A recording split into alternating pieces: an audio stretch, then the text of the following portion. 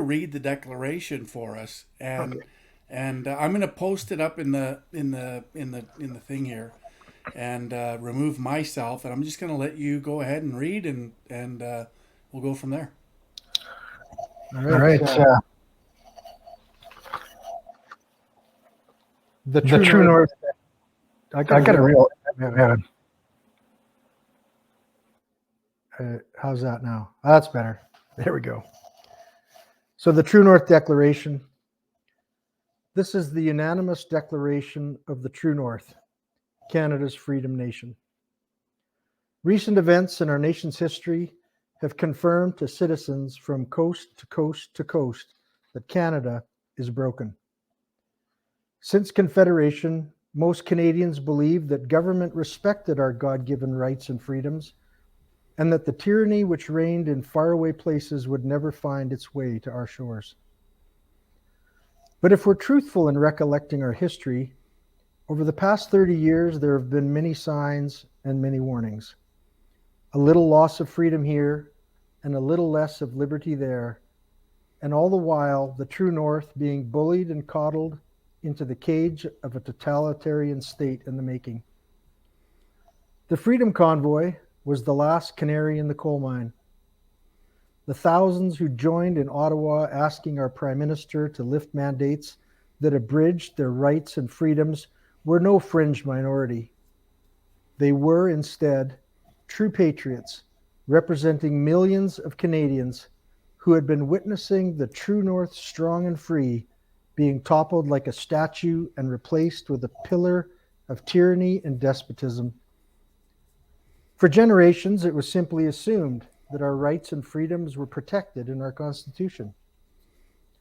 But sadly, this assumption was mistaken, since in fact Canadians have been subject to a great charade. This charade masks the truth that government considers our natural rights and liberties not inalienable, but merely privileges granted by Parliament under the Crown that can be readily withdrawn at the whim of government. Indeed, our Bill of Rights from 1960 recognized many liberties, but could be amended or repealed by Parliament at any time, proving that the rights purportedly recognized in the bill were in fact privileges and not rights at all. This truth was confirmed when Prime Minister Pierre Trudeau invoked the War Measures Act in 1970 and suspended the rights and freedoms of Canadians. While our Bill of Rights had a brief pretense of liberty, it birthed the Charter of Rights and Freedoms entrenched in our Constitution Act of 1982 to safeguard our liberties from the whims of Parliament. The charade of Canadian liberty ended when the Freedom Convoy 2022 was bludgeoned by Trudeau invoking the Emergencies Act. His use of violence to crush the Freedom Convoy proved yet again that Parliament is sovereign, and that as with our Bill of Rights, the Charter is simply political sleight of hand. While the Charter proclaims our rights and freedoms, Sections 1 and 33 guarantee the supremacy of Parliament to limit those freedoms as government determines, confirming that the Charter is about privileges and not about rights. And thus, the fundamental flaw of our Constitution lies exposed. Drafted by Great Britain to ensure Parliament's sovereignty over Canadians and to serve the interests of the British Empire, it contains no recognition to the inalienable rights of Canadians. Rather, a cursory look to the past proves that for generations, government has used the Constitution to abuse Canadians. The Indian Act, the internment of Ukrainian Canadians during World War I, the internment of Japanese Canadians during World War II, forced sterilizations, the MK Ultra experiments, the crow's nest freight rates, the National Energy Program, ideologically driven gun control, and Prime Minister Justin Trudeau's campaign to destroy the natural resource economies of Western Canada.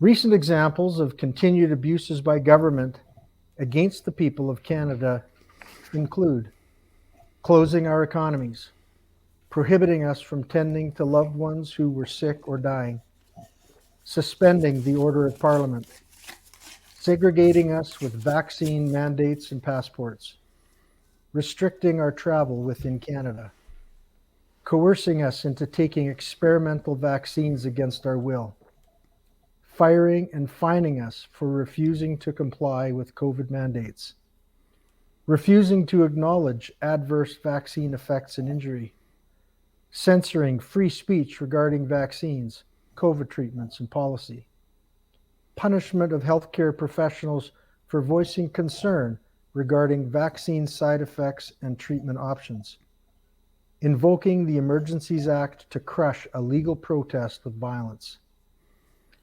taking political prisoners such as Pastor Artur Pawlowski, Tamara Leach, and Pat King, freezing bank accounts of Canadians because they supported Freedom Convoy 2022, stripping our rights to freely own and use arms, censoring free speech, the internet traffic, and criminalizing communication, making lawful medically assisted suicide rather than support people in need, undermining our national sovereignty by supporting illegal immigration and the globalist agendas of the World Economic Forum, the United Nations, and the World Health Organization, tacitly supporting the efforts and ambitions of the Communist Party of China, creating massive debt, high inflation, and high interest rates, destroying our natural resource and agricultural economies, imposing massive carbon taxes, pursuing total control over our lives, including what we drive,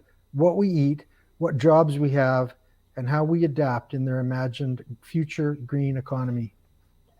Imposition of a digital currency and digital ID to exert complete control over the social, economic, and political lives of Canadians. It is abundantly clear that our Constitution does not recognize our inalienable rights.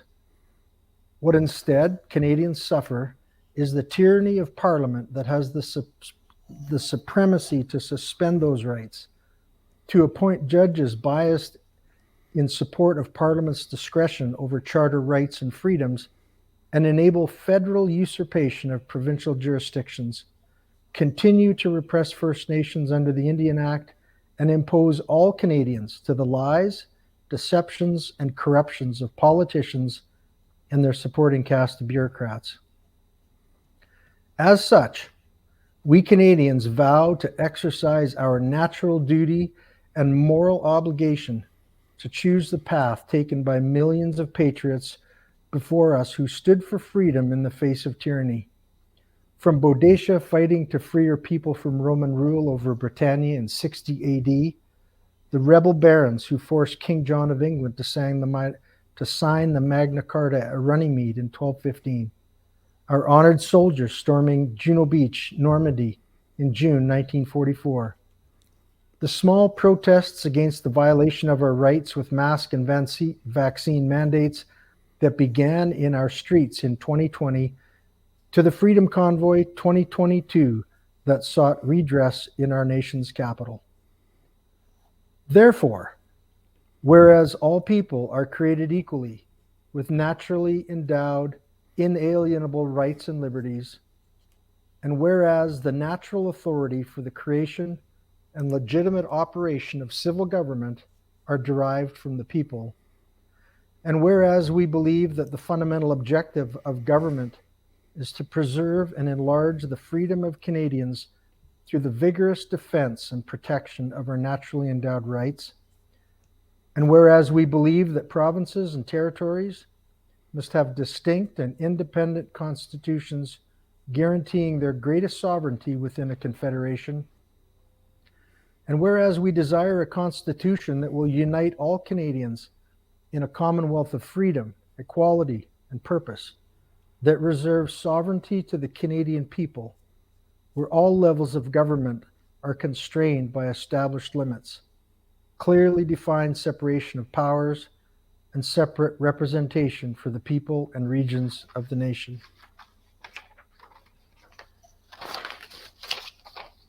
This is my favorite part. Mine too. This is where we get to draw a line in the sand and say, I'm in. Right. Therefore, we declare, we are the true north, Canada's freedom nation. And we will not surrender Canada to the political elites and their post-nationalist agenda. We believe all people are created equally in the image of God with inalienable rights and liberties, including the right to life, liberty, and personal property. We believe in the power of loving God and loving our neighbor as ourselves. We will not surrender our God-given rights to any government and would rather die as free people standing bravely in the face of tyranny than live as serfs beholden to a dictator such as Justin Trudeau. We will hold the line and not comply with any law, order, regulation, mandate, or directive from government that infringes on our inalienable rights and liberties. We will freely exercise our inalienable rights and freedoms, including the right to free speech, the right to self-defense, the right to privacy, the right to practice our faith, the right to freely associate, and the right to personal property. We possess the right of self-determination, and from this strength, we will organize a Congress of Canadians from coast to coast to coast to frame a new constitution for the nation under which sovereign provinces can unite in a federation that will guarantee the rights and liberties of the true north strong and free to prosper and to endure with the grace and blessings of God. Thank you.